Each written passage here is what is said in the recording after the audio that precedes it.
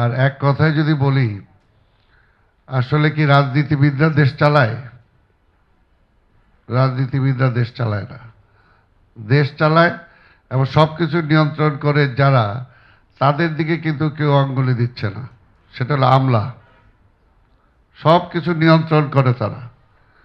যত কিছুই করুক, আমলা রাজনীতিবিদদেরকেও নিয়ন্ত্রণ করে। আজকে শেখ হাসিনার পতন হয়েছে। শেখ হাসিনাকে আওয়ামী লীগ তাকে ফ্যাসিস্ট বানাইছে? আওয়ামী লীগ ফ্যাসিস্ট বানায় নাই। ফ্যাসিস্ট বানাইছে এই আমলারা। শেষ পর্যন্ত দেখা গেছে সেই আমলা নির্ভরই ছিল সে। পুলিশ কমিশনার বলছে আওয়ামী লীগকে জিতাইছে, আমরা জিতাইছি। বিষয়টা হলো আজকে সেই মূল জায়গাটায় হাত দিতে হবে। আজকে সংস্কার দরকার, যেটা একজন বলছেন যে বিএনপি কি সংস্কার করবে কিনা বা করছে কিনা বা ভবিষ্যতে। আরে বিএনপি তো সংস্কার করেছে প্রথম এই দেশে। বিএনপি বাকশাল থেকে গণতন্ত্রে উত্তরণ করছে, আজকে পার্লামেন্টের ডেমোক্রেসিতে আসছে, বহুদলীয় গণতন্ত্রে আসছে। অন্যান্য সব সেক্টর বাদই দিলাম। এবং এখনো যে সংস্কারের কথা বলা হয়েছে, সেটা কিন্তু হাসিনারা বলে বিএনপি প্রথম সংস্কারের কথা বলেছে। যে আজকে সব সেক্টর ধ্বংস হয়ে গেছে, কাজে এই ব্যবস্থা দিয়ে আর চলতে পারে না, নতুন একটা ব্যবস্থা আমাদেরকে নিয়ে আসতে হবে, সেটা বলেছে। কিন্তু এই যে বললাম যে আমলাদের কথা, এখনো দেখেন সেই ব্রিটিশ আমলে 2 জন সাদা আর 500 জন ভারতীয় পুলিশ দিয়া সারা রাজ্য সাম্রাজ্য পরিচালনা করে গেছে। আজকেও দেখা যাচ্ছে সে আমলারাই সব কিছু পরিচালনা করছে, তার বাইরে কেউ যেতে পারছে না।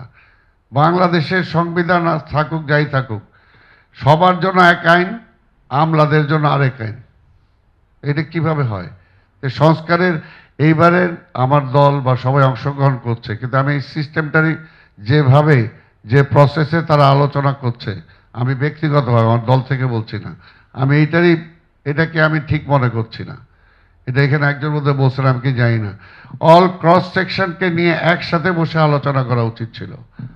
আজকে যারা এই লাইনে যারা এক্সপার্ট আছে, পলিটিক্যাল সায়েন্সের, আদার্স, মানে অন্যান্য বিষয়ে, অর্থনীতিতে বলি, বলি, সবাইকে নিয়ে, রাজনীতিবিদদেরকে নিয়ে একসাথে দরকার হলে পরপর 7 দিন আলোচনা হোক।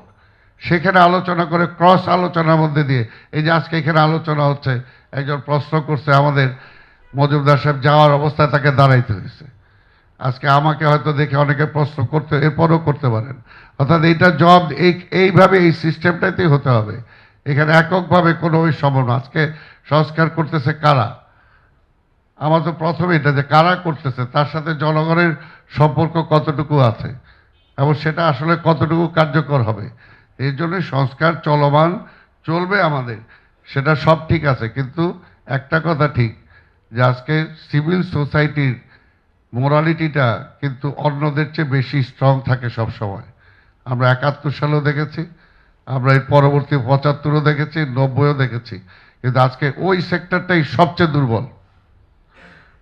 দুর্বল হয়ে গেছে এবং সবচেয়ে লেজুর বৃত্তির দিকে চলে গেছে। আমি তো একটা রাজনৈতিক কর্মী হিসাবে কখনোই মানতে পারি না যে একটা বিশ্ববিদ্যালয়ের ভিসি হবে তার রাজনৈতিক বিবেচনায়।